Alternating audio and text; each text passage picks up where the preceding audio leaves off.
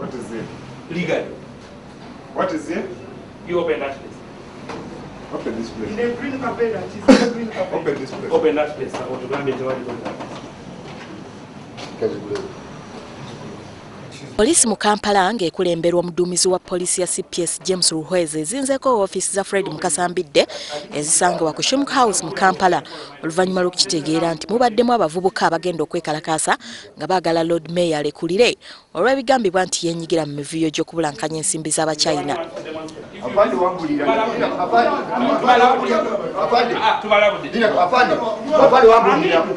Mbidde tasangiddwa mu kizimbe naye poliisi ewaliriza abakozi bonna beesanzeemu okuva mu bifo we bakolera era neeragira baggulewo ofiisi zonna ezibadde ziggaddwa.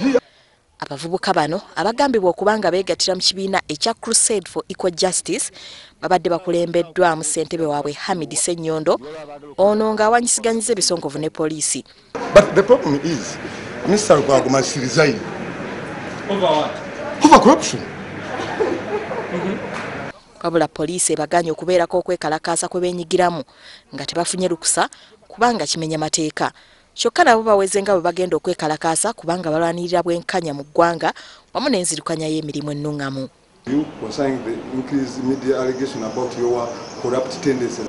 Abavubuka bano beevumye bannaabwe bagamba nti babaliddemu olukwe ne bategeeza enkambi ya Lukwago nga nayo teronzezza eyitiddewo poliisi ne bagumbulula.